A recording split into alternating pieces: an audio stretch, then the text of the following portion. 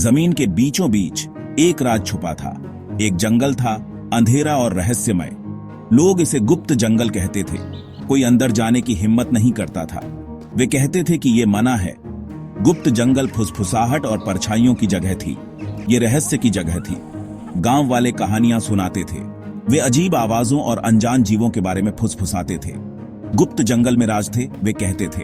राज जो दबे रहना ही बेहतर था। लेकिन राज बुलाते हैं। वे बहादुर और जिज्ञासु लोगों को इशारा करते हैं। राजू बहादुर था। उसे एडवेंचर पसंद था। सीमा जिज्ञासु थी।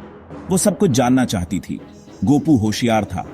वो कोई भी पजल सॉल्व कर सकता था। और मीना, वो दयालु थी। वो हर चीज में अच्छाई देखती थी।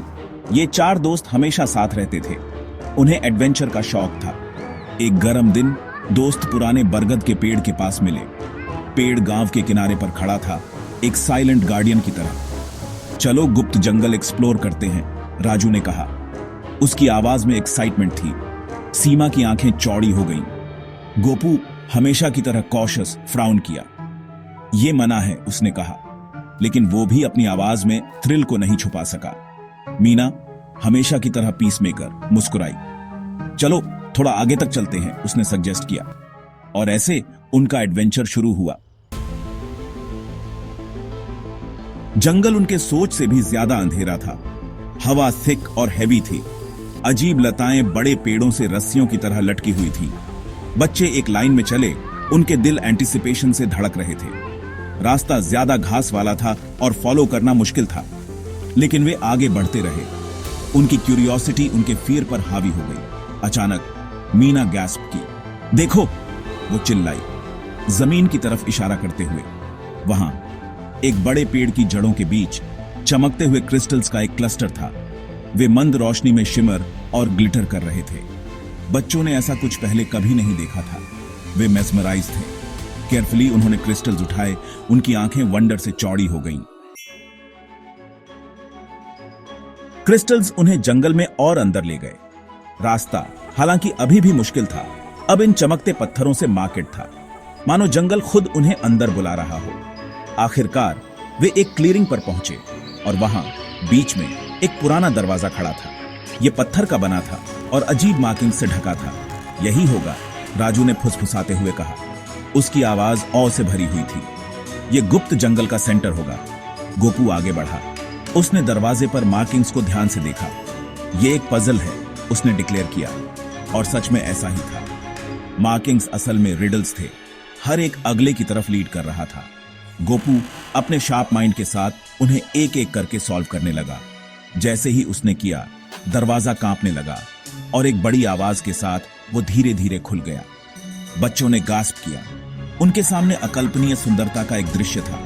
ये एक बगीचा था, सुनहरी रोशनी में नहाया हुआ। बगीचा मिराज की तरह शिमर कर रहा था। हर इमेजिनेबल रंग के फूल अबंडेंस में खिले हुए थे। जूल्स जैसे फेदर्स वाले पंछी पेड़ों में मीठा गा रहे थे। बगीचे के बीच में एक सुनहरा मंदिर खड़ा था, जिसकी छत धूप में ग्लिटर कर रही थी। बच्चे अंदर गए। उनके दिल वंडर से भरे हुए थे। मंदिर छोटा था लेकिन सुंदर था। और वहां बीच में एक स्टैच्यू खड़ी थी। ये एक बूढ़े आदमी की थी। उसकी आंखें काइंडनेस से ट्विंकल कर रही थी। जैसे ही उन्होंने देखा, स्टैच्यू ग्लो करने लगी और फिर उनके एस्टॉनिशमेंट के लिए वो बोलने लगी। स्वागत है बच्चों, स्टैच्यू ने कहा। उसकी आवाज डीप और रेजोनेंट थी। तुमने गुप्त जंगल के टेस्ट को पास कर लिया है। बच्चे स्पीचलेस थे। स्टैच्यू मुस्कुराई। मैं इस जंगल का गार्डियन हूं, उसने कहा। सदियों से मैंने इसके सीक्रेट्स की रक्षा की है, लेकिन अब नहीं। तुमने अपने इनोसेंट हार्ट्स और प्योर इंटेंशन से इस जगह के मैजिक को अनलॉक कर दिया है। स्टैच्यू ने उनकी तरफ देखा, एक एक करके। गुप्त जंगल का ट्रेजर सोना या ज्यूल्स नहीं है, उसने कहा। यह नेचर का मैजिक, इनोसेंस की ब्यूटी और ऑनेस्टी की पावर है। अब जाओ बच्चों और इस गिफ्ट को दुनिया के साथ शेयर करो। और इसके साथ ही स्टैच्यू साइलेंट हो गई। बच्चे गुप्त जंगल से चले गए। उनके एक्सपीरियंस से हमेशा के लिए बदल गए। वे जानते थे कि जंगल का मैजिक अब उनका शेयर करने के लिए था। वे जानते थे कि जब तक वे इनोसेंट और ट्रू रहेंगे, जंगल हमेशा उनके लिए ओपन रहेगा। और इसलिए गुप्त जंगल की लेजेंड आगे बढ़ी। एडवेंचर, मैजिक और एक प्योर हार्ट की इंपॉर्टेंस की कहानी।